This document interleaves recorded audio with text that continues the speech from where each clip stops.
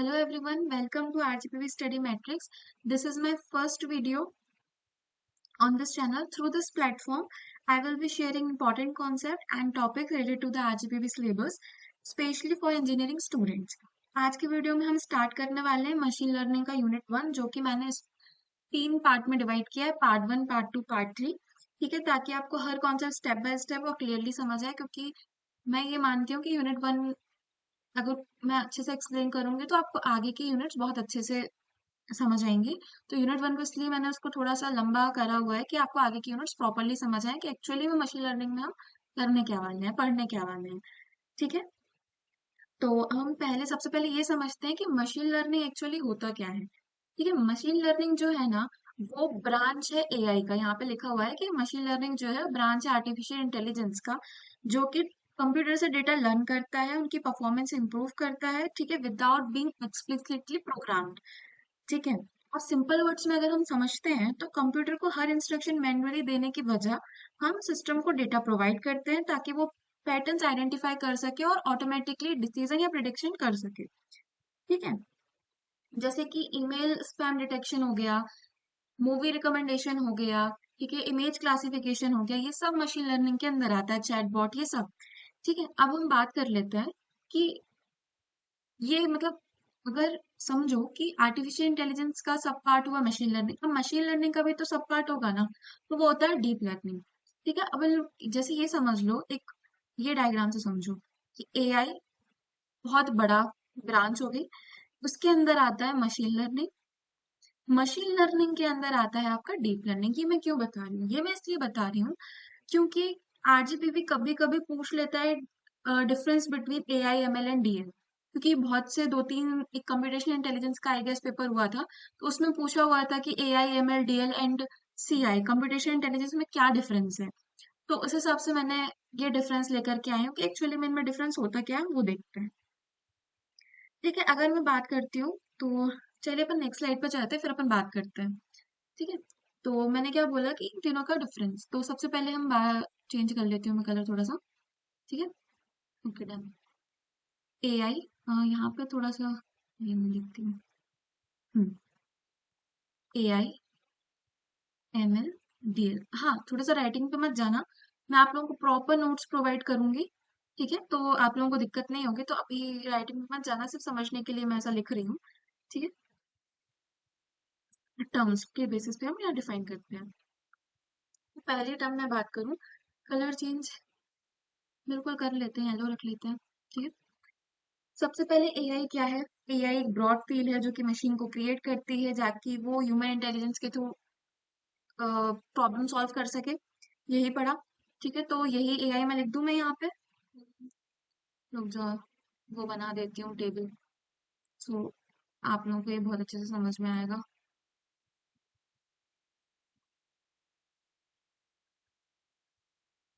हम्म, ठीक है, एआई क्या है, एक इसकी डेफिनेशन से हम इसको कर रहे हैं। डेफिनेशन, एआई क्या है, एक ब्रॉड फील्ड है। ठीक है, जो कि क्या फोकस करती है, that focus is on creating machine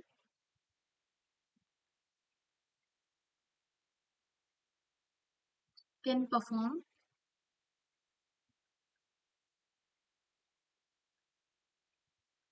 task requiring human intelligence. Human intelligence, थोड़ा सा ये आपको आवाज आ रही होगी, इससे मत जाना क्योंकि मेरा लैपटॉप गर्म हो गया है, तो उसकी आवाज आ रही है, इसलिए थोड़ा सा। ठीक है, ठीक है, तो एआई क्या हुआ, जो कि मशीन लर्निंग क्रिएट करता है। ठीक है, मतलब मशीन लर्निंग सॉरी, जो कि मशीन क्रिएट करता है और उसमें ह्यूमन इंटेलिजेंस को डालता है, जिससे ये जो मशीन है आपकी वो ह्यूमन की तरह डिसीजन ले सके, मतलब उनकी तरह प्रॉब्लम सॉल्व कर सके, तभी ह्यूमन इंटेलिजेंस का। एआई एमएल क्या हुआ, एमएल जो है वो सबसेट है, सबसेट ऑफ एआई, एआई का सबसेट है। ठीक है, जो कि पैटर्न्स को लर्न करता है। ठीक है, सिस्टम के थ्रू, या फिर ये कह सकते हो दैट लर्न्स फ्रॉम डेटा। ठीक है, इट लर्न्स, यही ऐसे लिख देती हूँ, subset of AI learn from data. अब ये क्या है, ये सबसेट है आपका एमएल से, सबसेट ऑफ एमएल, ठीक है। ये यूज करता है, that uses neural network, NN लिख दूं, neural network with many layers, ठीक है।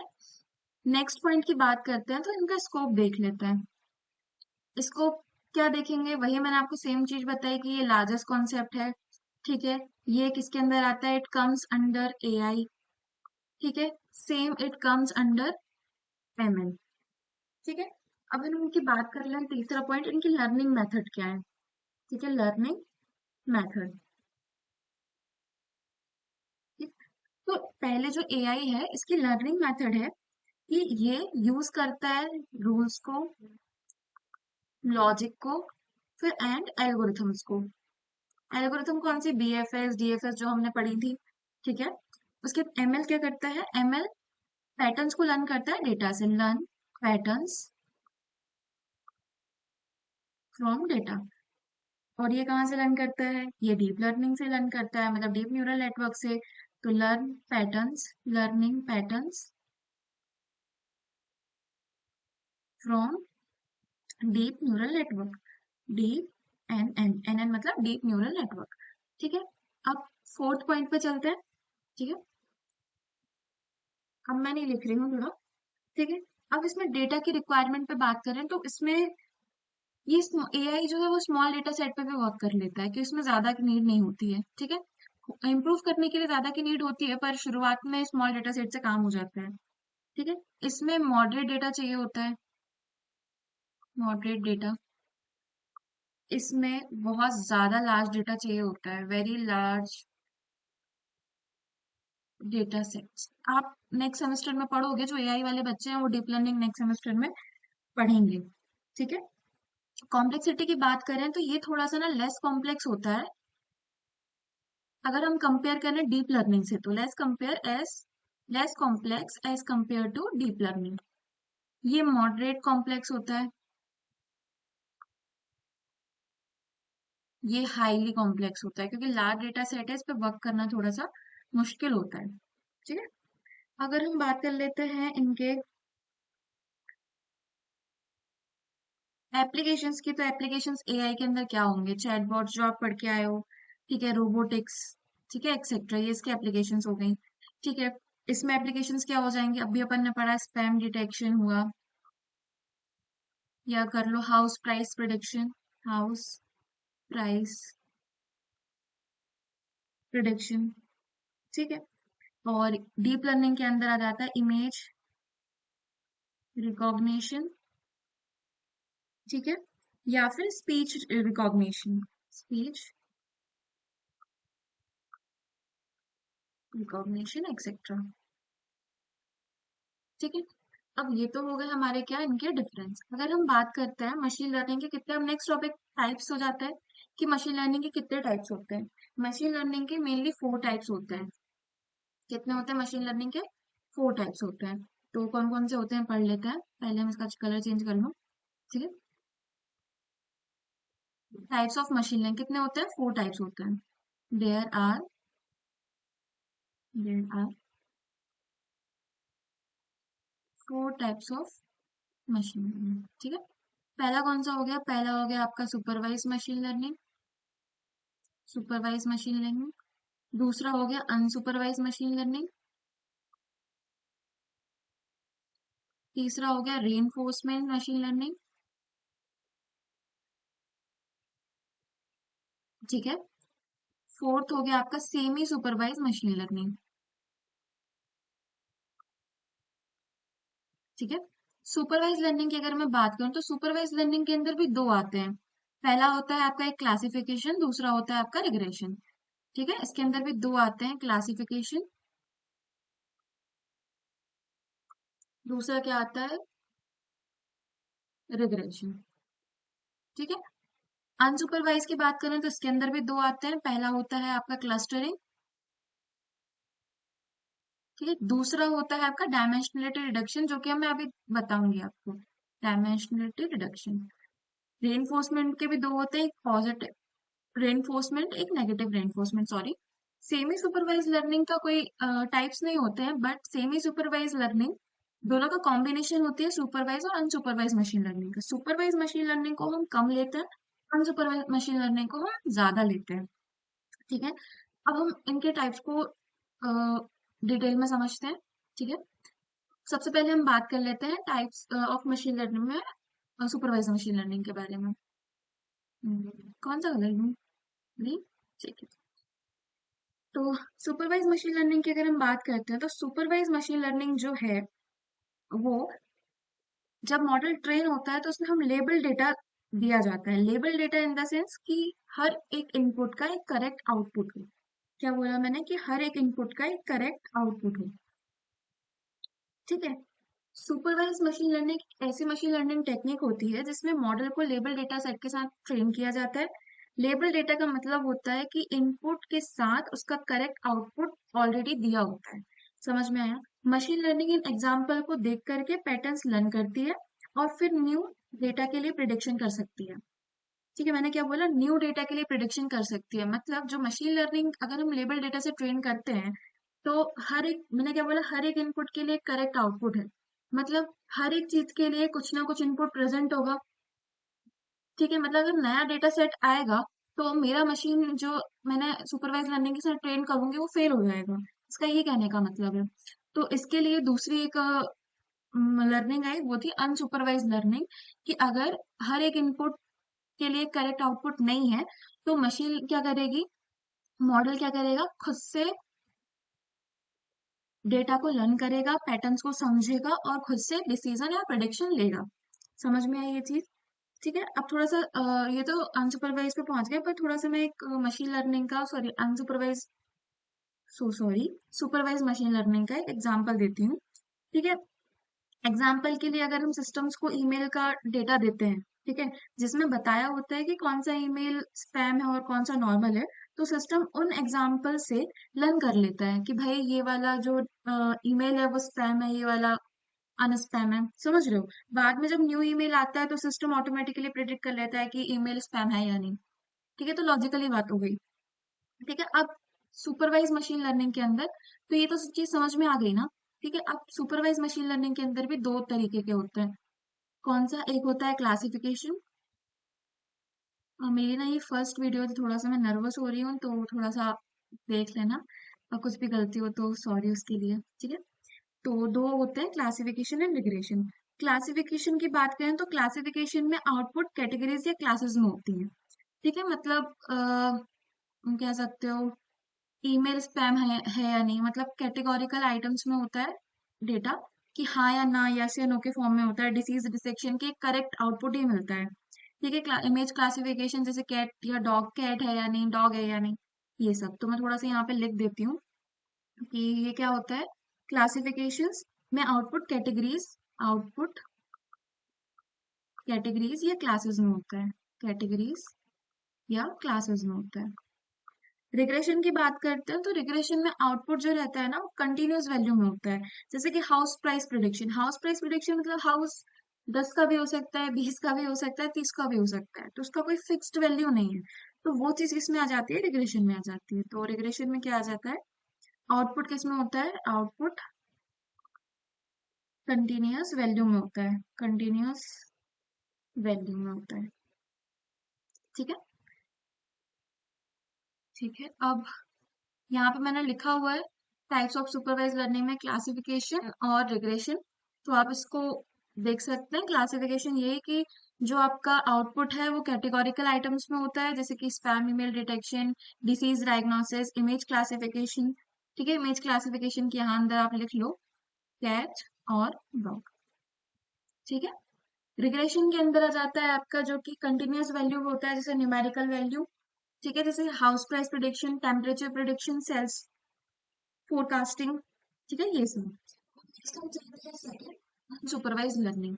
अनसुपरवाइज लर्निंग जो है, अनसुपरवाइज लर्निंग में हम लेबल डेटा नहीं लेते हैं, इसमें हम अनलेबल डेटा लेते हैं। ठीक है, ये नॉट लेबल्ड को हम कहते हैं यहाँ पे अनलेबल्ड डेटा। ठीक है, मशीन, अब थोड़ा सा अच्छे से समझना कि मैं क्या बोल रही हूँ। मशीन को हम सिर्फ डेटा दिया जाता है और सिस्टम खुद ही डेटा को पैटर्न्स और रिलेशनशिप फाइंड करता है और एक पर्टिकुलर डिसीजन या प्रिडिक्शन लेता है। ठीक है, मतलब क्या कि अगर किसी, जैसे मैंने बोला कि सुपरवाइज लर्निंग में अगर हर एक आउटपुट के लिए एक हर एक इनपुट के लिए करेक्ट आउटपुट नहीं है, मैंने क्या बोला, हर एक इनपुट के लिए अगर करेक्ट आउटपुट नहीं आ रहा है तो क्या करेगा व्यक्ति, तो अनसुपरवाइज लर्निंग आया। अनसुपरवाइज लर्निंग क्या करता है कि अगर हर एक इनपुट के लिए करेक्ट आउटपुट नहीं है तो वो अनलेबल डेटा का यूज करता है, मतलब वो खुद से हिडन पैटर्न्स को फाइंड करता है, स्ट्रक्चर को फाइंड करता है। ठीक है, और लर्न करता है उससे और फिर उसके बाद क्या करता है, प्रिडिक्शन करता है। इसके अंदर दो आते हैं, क्लस्टरिंग, ठीक है, और दूसरा होता है आपका डायमेंशनलिटी रिडक्शन। ठीक है, क्लस्टरिंग क्या होती है, क्लस्टरिंग मतलब होता है गुच्छा। अब गुच्छा मतलब कि क्लस्टर के अंदर हम क्या बनाते हैं, ग्रुप्स बना देते हैं। ठीक है, ग्रुप्स किसके बनाते हैं, जिनकी सेम प्रॉपर्टीज होती है, सेम कैरेक्टरिस्टिक्स होती हैं। तो ये आपका यूनिट फोर्थ में आता है आई गेस, तो हम इसको बहुत अच्छे से डिटेल में समझेंगे कि एक्चुअली में क्लस्टरिंग होती क्या है। ठीक है, क्योंकि आपकी जो यूनिट थ्री और यूनिट फोर है ना, यूनिट थ्री सुपरवाइज है और यूनिट फोर अनसुपरवाइज लर्निंग है, तो हम इनको डिटेल में देखेंगे। अभी सिर्फ यूनिट वन का आपका बेसिक है। ठीक है, क्लस्टरिंग के भी टाइप्स होते हैं, के मींस क्लस्टरिंग, हेरारिकल क्लस्टरिंग। ठीक है, एक डिविजिबल होती है, एग्लोमेरेटिव क्लस्टरिंग भी होती है, इनको हम आगे देखेंगे। ठीक है, उसके बाद दूसरा वो मैंने बताया था डायमेंशनल रिडक्शन। डायमेंशनल रिडक्शन को हम बेसिकली डिटेल में देखेंगे, पर उससे पहले थोड़ा सा एक ओवरव्यू ले लेते हैं। डायमेंशनल रिडक्शन क्या होता है, जब नंबर ऑफ फीचर्स ज्यादा हो जाते हैं मॉडल के अंदर, तो जो अननेसेसरी फीचर्स होते हैं ना उनको रिमूव करते हैं। जैसे कि ये समझ लो कि कंप्यूटर के अंदर कितने टाइप्स की मेमोरी होती है, प्राइमरी मेमोरी होती है, कैश मेमोरी होती है और रजिस्टर होती है। रजिस्टर के अंदर डेटा को स्टोर करते हैं, रजिस्टर होते हैं। फिर इतनी सारी मेमोरी की जरूरत पड़ी, ये था कि जो सीपीयू को जल्दी जरूरत पड़ती है वो मेन मेमोरी से डेटा कैश मेमोरी के अंदर आ जाता है, फिर कंप्यूटर उसको यूज कर लेता है सीपीयू। ठीक है, और जिसकी जरूरत नहीं पड़ती है वो कहाँ चला जाता है, आपके सेकेंडरी मेमोरी के अंदर चला जाता है। तो सेम कॉन्सेप्ट यहाँ पे लगता है डायमेंशनल रिडक्शन में। डायमेंशनल रिडक्शन के अंदर क्या होता है कि बहुत ज्यादा नंबर ऑफ इनपुट वेरिएबल्स आ जाते हैं, फीचर्स मतलब रोज एंड कॉलम्स आ जाते हैं। तो अननेसेसरी जो रोज एंड कॉलम्स आते हैं ना उनको वो रिमूव कर देता है, जो कि डेटा अननेसेसरी होता है, जिसका कोई काम नहीं होता है। ठीक है, जो इंपॉर्टेंट इन्फॉर्मेशन नहीं होती उसको वो क्या कर देता है, हटा देता है। तो उसको बोलते हैं अपन डायमेंशनलिटी रिडक्शन। तो डायमेंशनल रिडक्शन की भी बहुत सारी टेक्निक्स होती है, ये तो मैंने सिर्फ पीसीए लिखा है। इसके अंदर आपका आ जाता है रेगुलराइजेशन, रेगुलराइजेशन आपका आ जाता है सिंकरेज, ड्रॉप आउट। ठीक है, बहुत सारी मेथड्स होती हैं, फर्स्ट सेकेंड थर्ड फोर्थ। ठीक है, इनको हम डिटेल में देखेंगे बाद में। अब थर्ड जो टाइप आता है वो हमारा आता है reinforcement learning. Reinforcement learning third type है। रेनफोर्समेंट लर्निंग की बात करते हैं तो ये जो मशीन है ना, ये ट्रायल एंड एरर मेथड से लर्न करती है। ठीक है, मतलब सिस्टम को उसके फंक्शंस या मतलब ये कह लो सिस्टम को उसके एक्शन के बेसिस पर रिवॉर्ड या पेनल्टी दी जाती है। मतलब एग्जांपल से समझो कि एग्जांपल के लिए अगर एक रोबोट को मजे से बाहर निकलना हो, रियल लाइफ एग्जांपल दे रही हूँ कि अगर एक रोबोट, मतलब आप समझ लो, ठीक है, मतलब आप मतलब रोबोट समझ लो या जो भी आपको समझ में ना हो। ठीक है, एक रोबोट को मजे से बाहर निकलना हो तो वो रोबोट सही डायरेक्शन में मूव करता है तो उसे रिवॉर्ड मिलेगा। ठीक है, और गलत डायरेक्शन में जाता है तो पेनल्टी मिलेगी। जैसे कि कोई कोई से एग्जाम्स होते हैं ना जिसमें अगर आप करेक्ट आंसर टिक करते हो तो पूरा मार्क्स मिलता है, अगर आप गलत कर देते हो तो 1/3 मार्क्स कट होते हैं, नेगेटिव मार्किंग होती है। तो वही है कि अगर आप सही करोगे तो आपको रिवॉर्ड मिलेगा रोबोट को, अगर आप गलत करोगे तो पेनल्टी लगेगी, मतलब पनिशमेंट दी रहेगी। ठीक है, इसलिए रेनफोर्समेंट लर्निंग जो होती है ना, ये इन्वायरमेंट से सीखती है। जैसे कि रेनफोर्समेंट लर्निंग के अंदर आता है, एग्जाम्पल के थ्रू मैं बताऊं या इसके एप्लीकेशंस में भी कह दूं, यहाँ पे एप्लीकेशन ही लिख देती हूँ सो यू बेटर अंडरस्टैंड। पहला होता है self driving cars. Self driving cars को थोड़ी ना ये दिया जाता है कि हाँ, कि मतलब पहले से ट्रेन कर दिया जाए कि सीधी सीधी रोड है, इस पे आपको जाना है। ठीक है, अब उस बीच में अब ये तो प्रिडिक्शन नहीं है ना, ये तो आप नहीं बता सकते ना कि एकदम से क्या चीज आ रही है। ठीक है, तो उस टाइम पे क्या करता है सेल्फ ड्राइविंग कार, उस टाइम पे इन्वायरमेंट से सीखता है कि कोई ऑब्जेक्ट आ रहा है तो उसको लेफ्ट जाना है कि राइट जाना है, ठीक है, कि उसको रुकना है कि नहीं रुकना है। ये सब चीज रेनफोर्समेंट लर्निंग के लिए आती है, में आती है। ठीक है, तो इस तरीके से पूरा मशीन लर्निंग के 3 टाइप्स होते हैं। ठीक है, जो सुपरवाइज लर्निंग, अनसुपरवाइज लर्निंग और रेनफोर्समेंट लर्निंग में काम आते हैं। ठीक है, अब रेनफोर्समेंट लर्निंग के भी 2 टाइप्स होते हैं, पॉजिटिव रेनफोर्समेंट लर्निंग, ठीक है, नेगेटिव रेनफोर्समेंट लर्निंग। ठीक है, अब ये क्या होते हैं इनको अपन समझते हैं। ठीक है, अब मैं बात करती हूँ, हाँ, पॉजिटिव रेनफोर्समेंट लर्निंग की। तो पॉजिटिव रेनफोर्समेंट लर्निंग क्या होता है? पॉजिटिव रेनफोर्समेंट लर्निंग के अंदर जो भी आपका रिवॉर्ड मिलता है, वो कब मिलता है? जब आप कुछ अच्छा एक्शन करते हो, मतलब करेक्ट एक्शन करते हो। ठीक है, उसको इंकरेज किया जाता है। ठीक है, इंकरेज किया जाता है जिससे ये जो बिहेवियर है उसको, बिहेवियर है वो बार बार रिपीट करे, तो बार बार रिपीट करेगा तो उसको पॉजिटिव रिवॉर्ड और मिलते जाएंगे। ठीक है, जिसके कारण से क्या होगा, उसकी जो परफॉर्मेंस है वो बहुत ज्यादा बढ़ेगी। ठीक है, जैसे कि एग्जांपल से समझो, अगर कोई रोबोट है करेक्ट डायरेक्शन में मूव करता है तो उसे रिवॉर्ड मिलता है। क्योंकि जो उसके फ्यूचर में भी वही एक्शन करेगा, रिपीट करता है, तो उसको फिर रिवॉर्ड मिलेगा। समझ रहे हो? जैसे आपने बहुत अच्छा काम किया तो मम्मी पापा आपको शाबाशी देते हैं ना, तो वैसे ही हम रोबोट को शाबाशी देते हैं एज अ रिवॉर्ड। ठीक है, और जैसे कुछ गलत काम कर दिया तो आपके पेरेंट्स आपको डांटते हैं, मारते हैं। तो सेम एज हमने मॉडल को क्या कर दिया, पनिशमेंट दे दिया। अगर वो गलत करेगा तो उसको पनिशमेंट दी जाएगी। ये हो गया। सेम नेगेटिव रेनफोर्समेंट लर्निंग, क्या क्या होती है कि removing negative condition after correct action. ठीक है, जो भी उसने गलतियां करी होती है ना, उसको रिमूव किया जाता है जिससे उसकी सही करने की जो प्रोबेबिलिटी है वो इंक्रीज हो। ठीक है, इससे क्या होगा कि इफिशियंसी बढ़ेगी। ठीक है, एजेंट जो है मिस्टेक अवॉइड करेगा। ठीक है, जैसे एग्जांपल से समझ लो, अगर कोई सिस्टम है, ठीक है, गलत एक्शन कर रहा है तो पेनल्टी अवॉइड कर लेता है। ठीक है, तो वही सही एक्शन चूज करना सीख जाता है। पेनल्टी अवॉइड करना मतलब उसको जब पेनल्टी मिलेगी, ठीक है, जब उसको पनिशमेंट दी जाएगी तो उस पनिशमेंट से वो सीखता है, सीखने के बाद फिर वो करेक्ट आउटपुट देता है। ठीक है, वही है नेगेटिव रेनफोर्समेंट लर्निंग। समझ गए? जैसे एक सिंपल वर्ड्स में समझो पॉजिटिव और नेगेटिव रेनफोर्समेंट का। पॉजिटिव रेनफोर्समेंट लर्निंग क्या हुई, रिवॉर्ड दिया जाता है, किसके डिजायर्ड बिहेवियर उसका क्या होता है, फिर इंक्रीज हो जाता है। नेगेटिव रेनफोर्समेंट लर्निंग क्या होती है, नेगेटिव कंडीशन को रिमूव होती है वहां पे। ठीक है, और डिजायर्ड बिहेवियर स्ट्रेंथन होता है। ठीक है, स्ट्रेंथ क्या बोलते हैं उसको, स्ट्रेंथन होता है जो भी हो।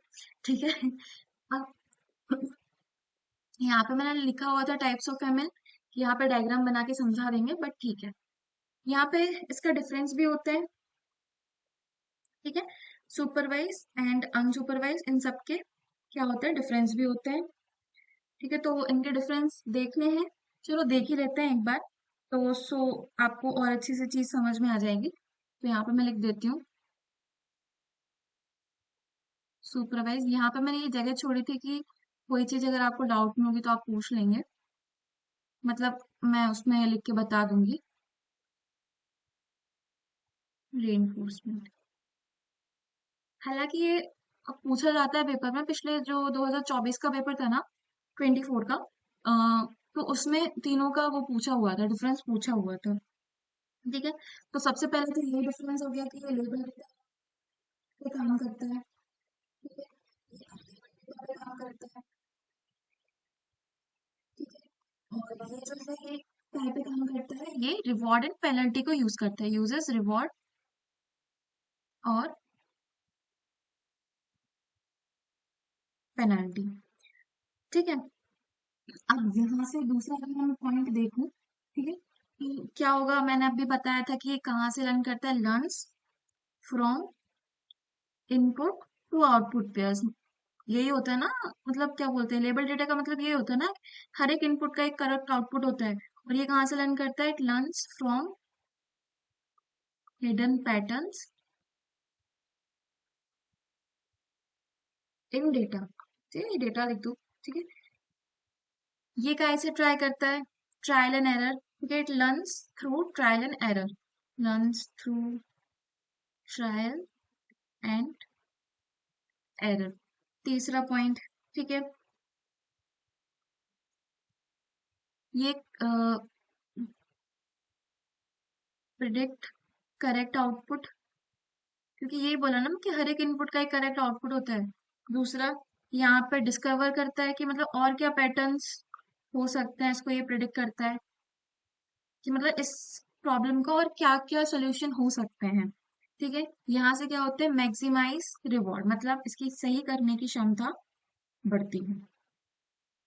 ठीक है, और फोर्थ पॉइंट की बात करूं, देखो मैं इजी इजी पॉइंट इसलिए बता रही हूँ कि आपको याद रह जाए। ठीक है, इसमें गाइडेंस की रिक्वायरमेंट होती है, बिल्कुल होती है। ठीक है, इसमें नो लेबल्ड गाइडेंस जरूरत नहीं होती है। ठीक है, ये कहाँ से लर्न करता है, मैंने बताया इन्वायरमेंट से इंटरेक्ट करते करके, learn by interacting with environment. ठीक है, फिफ्थ पॉइंट की बात करें तो इनके एग्जाम्पल ज्यादा नहीं बताऊंगी। ठीक है, आपको नोट्स में मिल जाएंगे। ठीक है, मैं आपको प्रोवाइड करूंगी, मिल जाएंगे। एग्जाम्पल के अंदर आ गया, इसके अंदर लिख लो ईमेल स्पैम डिटेक्शन। ठीक है, यहाँ पे आ जाएगा आपका कस्टमर सेगमेंटेशन।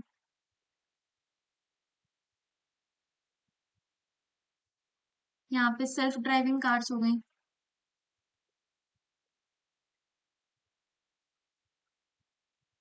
ठीक है, ये चीज समझ में आई।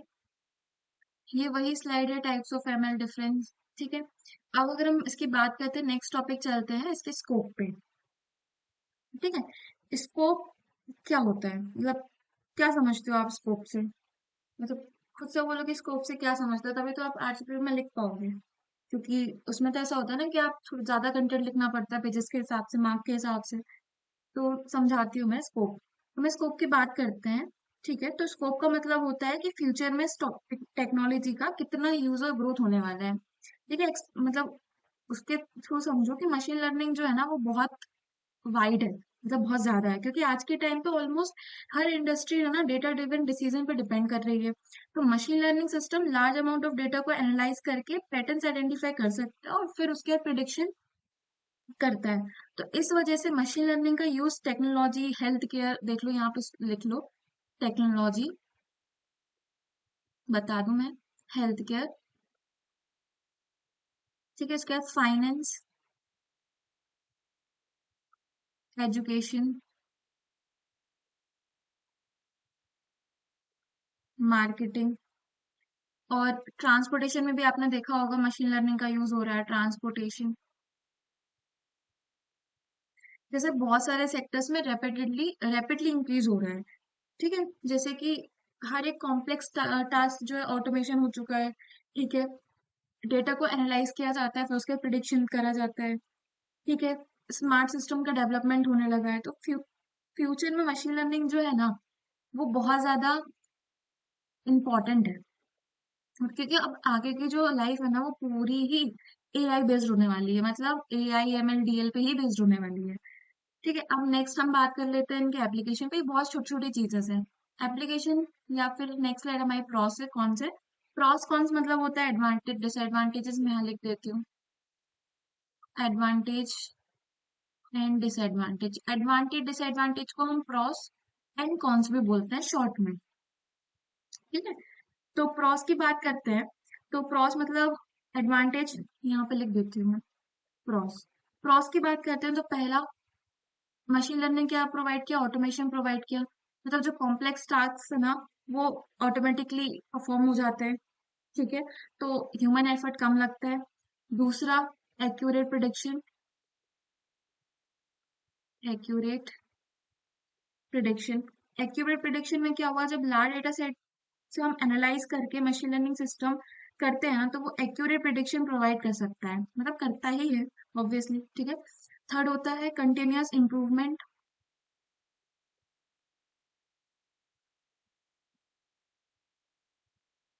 ध्यान से सुनना ये चीज है, जब मशीन लर्निंग सिस्टम डेटा से कंटिन्यूअसली लर्न करता है, ठीक है, तो उसकी जो परफॉर्मेंस है ना वो टाइम टू टाइम इम्प्रूव होती रहती है।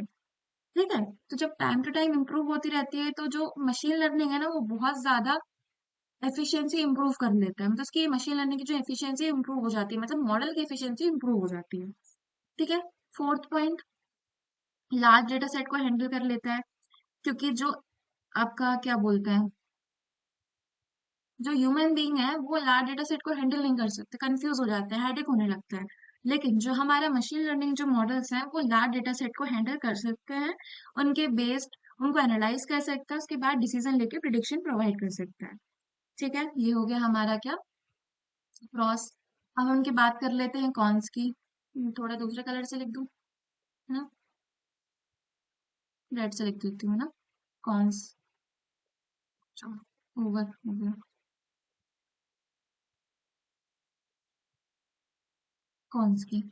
तो पहला तो यही होता है कि हमें लार्ज डेटा की रिक्वायरमेंट पड़ती है, कि जब लार्ज डेटा सेट से ट्रेन हो रहा है ये, तो ऑब्वियस सी बात है हमें डेटा की रिक्वायरमेंट भी होगी ज्यादा, क्योंकि हर मॉडल को ज्यादा ट्रेन करना पड़ेगा।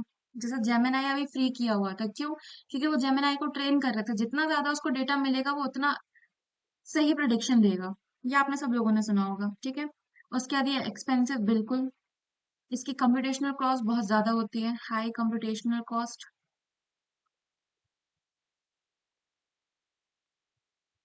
ठीक है।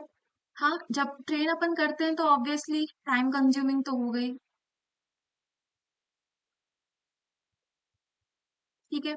उसके बाद डेटा की क्वालिटी पे भी डिपेंड होता है कि डेटा की क्वालिटी कैसी है। अगर डेटा की क्वालिटी अच्छी होगी तो वो अच्छे से ट्रेन होगा, खराब होगी तो वो नहीं होगा ट्रेन, मतलब कम ट्रेन होगा। कैसी क्वालिटी है डेटा की ये भी बहुत ज्यादा जरूरी होती है।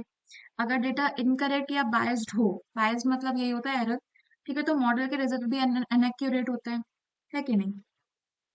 अब हम इसके बात कर लेते हैं इसकी एप्लीकेशंस पे।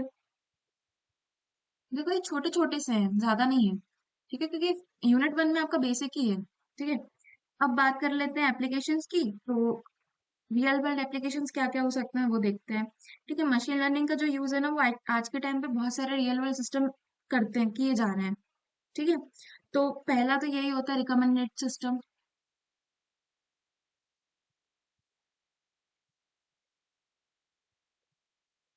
रिकमेंडेड सिस्टम मतलब ऑनलाइन प्लेटफॉर्म्स हुए जैसे नेटफ्लिक्स, अमेजोन और यूट्यूबर्स, यूट्यूब। ठीक है।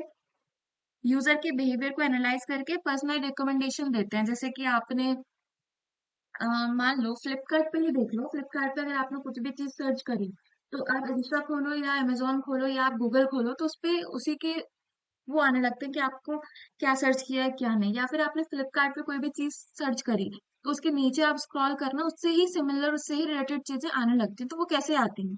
वो आती हैं थ्रू रिकमेंडेड सिस्टम। ठीक है। दूसरा होता है आपका इमेज रिकॉग्नाइजेशन। इमेज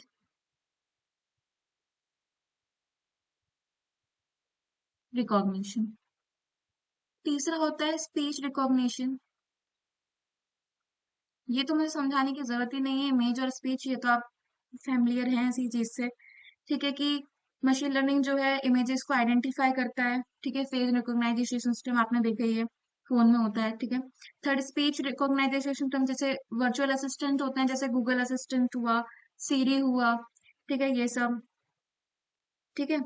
तो उसको कमांड्स को अंडरस्टैंड करके फिर मशीन लर्निंग, इसमें भी मशीन लर्निंग का ही यूज हो रहा है, क्योंकि अपने जो आप बोल रहे हो वो सबको क्या कर रहा है, ये रिकॉग्नाइज कर रहा है। ठीक है। फोर्थ होता है हमारा हेल्थ केयर। इतनी ज्यादा नर्वस मैं कभी नहीं हुई जितनी अभी हो रही हूँ, बट ठीक है, मैं प्रोवाइड करूंगी कि आपको बहुत अच्छा कंटेंट मैं दूँ। ठीक है।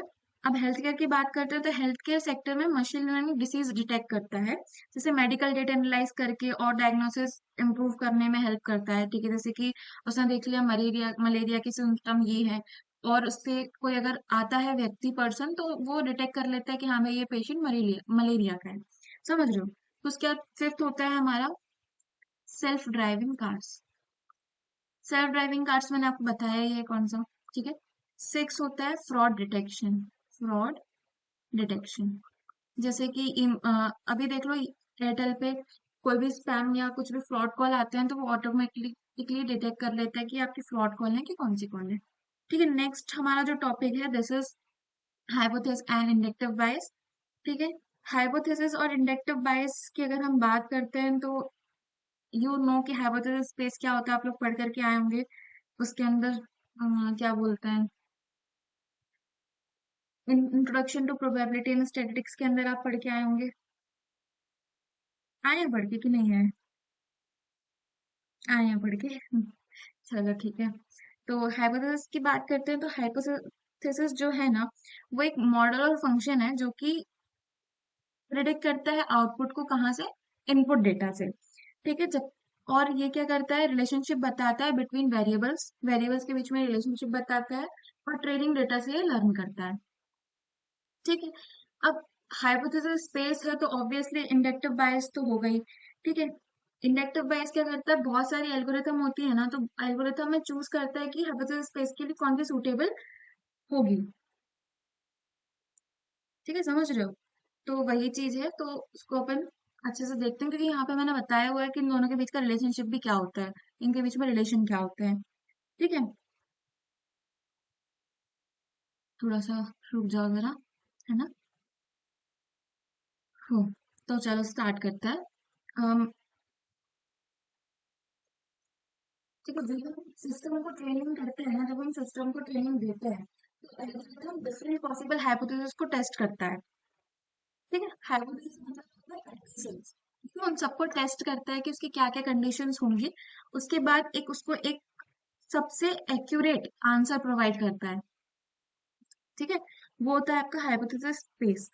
जैसे कि एग्जांपल में समझो कि अगर हम हाउस प्रेडिक्शन कर रहे हैं, हाउस प्राइस प्रेडिक्शन कर रहे हैं, ठीक है, या फिर हाउस प्राइस प्रेडिक्शन का एक मॉडल बना रहे हैं, तो हाइपोथेसिस के फंक्शन हो सकते हैं, जो हाउस साइज हो गया, लोकेशन के बेसिस पर प्राइस प्रेडिक्ट करता है। ठीक है, ये सब हो गया। मतलब ये समझ लो, सिंपल वर्ड्स में ये समझो, हाइपोथेसिस एक अज्यूम मॉडल होता है जो प्रिडिक्शन करने के लिए यूज होता है। सिंपल वर्ड्स में क्या समझा कि हाइपोथेसिस क्या होता है, एक अज्यूम मॉडल होता है जो प्रिडिक्शन करने के लिए यूज होता है। ठीक है। और मशीन लर्निंग के अंदर जो हाइपोथेसिस होता है ना, कि मैथमेटिकल फंक्शन या एक मॉडल होता है जो इनपुट और आउटपुट के बीच में रिलेशनशिप को रिप्रेजेंट करता है। ठीक है, मतलब यहाँ से सिंपल सा कि हाइपोथेसिस क्या करता है, इनपुट और आउटपुट के बीच में क्या करता है, रिलेशनशिप बताता है। ठीक है। अब इंडक्टिव बायस की बात करते हैं, तो इंडक्टिव बायस का मतलब होता है वो assumptions जो लर्निंग एल्गोरिथम डेटा से लर्न करते वक्त यूज होता है। ठीक है, मतलब मशीन लर्निंग में पॉसिबल हाइपोथेसिस की नंबर बहुत ज्यादा हो सकती हैं, है ना। अगर एल्गोरिथम के पास कोई assumption नहीं है, तो करेक्ट हाइपोथेसिस फाइंड करना डिफिकल्ट हो जाता है। ऑब्वियस ही बात है। ठीक है, इसको मैं बाद में समझाऊंगी कि क्या लिखा हुआ, पहले इंडक्टिव बायस समझ लो। ठीक है, मुश्किल हो जाता है तो इंडक्टिव बायस एल्गोरिथम क्या करता है, इंडक्टिव बायस एल्गोरिथम को गाइड करता है कि कौन सा हाइपोथेसिस चूज करना ज्यादा अप्रोप्रिएट होगा हमारे मॉडल के लिए। जैसे एग्जांपल के लिए ये अज्यूम करो कि एल्गोरिथम अज्यूम करता है कि डेटा लीनियर रिलेशनशिप फॉलो करता है, तो वो लीनियर मॉडल्स को प्रेफर करेगा। समझ रहे हो? इस तरह इंडक्टिव बायस लर्निंग प्रोसेस को एफिशिएंट बनाता है और मॉडल को बेटर जनरलाइजेशन अचीव करने में हेल्प करता है। ठीक है। अब जैसे कि मैंने बताया, इसको मैंने ऊपर कर दिया है, थोड़ा सा रुक जाओ। जैसे मैंने बताया मैथमेटिकल में, ये मैथमेटिकली मैंने बताया है, पर इसको ज्यादा देखना मत, इसको सिर्फ इतना याद रखो, एक्स टेंड टू वाई। ठीक है, एक्स हो गया यहाँ पे हमारा इनपुट, वाई हो गया यहाँ पे हमारा आउटपुट। अब यहीं पे यहाँ पे लगा दो एच, ये हो गया हमारा हाइपोथेसिस। मतलब कौन सी, बहुत तरीके के हाइपोथेसिस हो सकते हैं, ठीक है, उनमें से कौन सा बेस्ट रहेगा वो इंडक्टिव बायस देखता है। समझ गए? ठीक है, हाइपोथेसिस स्पेस और इंडक्टिव बायस आगे है। हाइपोथेसिस स्पेस के अंदर सिमिलर वही आते हैं, Z test, T test, F test, यही सब चीजें हैं। ठीक है, इसलिए मैं इसको ज्यादा एक्सप्लेन नहीं कर रही हूँ, क्योंकि आपको बाद में ये चीज पढ़नी ही है। ठीक है, अब आगे चलते हैं। अब इनके बीच का बात बात कर लेते हैं रिलेशनशिप की। तो रिलेशन की अगर हम बात करें तो देखना, हाइपोथेसिस स्पेस जो है ना, वो अकेला ही इनफ नहीं होता, उसको इंडक्टिव बायस की जरूरत पड़ती है, क्योंकि इंडक्टिव बायस ही तो चूज करेगा कि उस एल्गोरिथम के लिए, उस मॉडल के सबसे बेस्ट क्या है। तो हाइपोथेसिस स्पेस क्या देता है, उसके पास बहुत सारे सोल्यूशन होते हैं। इंडक्टिव बायस उस सोल्यूशन को प्रेफर करता है कि हमारे मॉडल के लिए या हमारी प्रॉब्लम के लिए कौन सा सोल्यूशन बेस्ट होगा। ठीक है, यहाँ पे एग्जांपल भी दिया है, if hypothesis space contain many function, the inductive bias helps the algorithm choose simpler models. ठीक है, तो यहाँ पे हमारा जो पार्ट वन है वो खत्म होता है, फिनिश होता है। तो और मेरी वीडियोस को देखने के लिए, कहीं आपसे कोई इंपॉर्टेंट वीडियो मिस ना हो जाए, तो लाइक सब्सक्राइब जरूर कीजिएगा। ठीक है, जिससे मैं आपके साथ जुड़ी रहूं, आप मेरे साथ जुड़े रहें, और आपको कोई भी नोट्स वगैरह चाहिए हो तो प्लीज मुझे कमेंट पे बताइएगा। कि मुझे मैम ये नोट्स चाहिए, तो मैं आपको बिल्कुल प्रोवाइड करूंगी, मेरे हैंड रिटन नोट्स में प्रोवाइड करूंगी। और आपको अगर उसके फॉर्म में चाहिए, लिखे मतलब रिटर्न फॉर्म में चाहिए, पीपीटी या पीडीएफ में रिटर्न फॉर्म में चाहिए, ठीक है, तो वो भी मैं आपको प्रोवाइड करूंगी। ठीक है, तो जैसा भी आपका हो मुझे प्लीज बता दीजिएगा, और like comment subscribe and share करना मत भूलिएगा। Okay, so thank you and happy learning.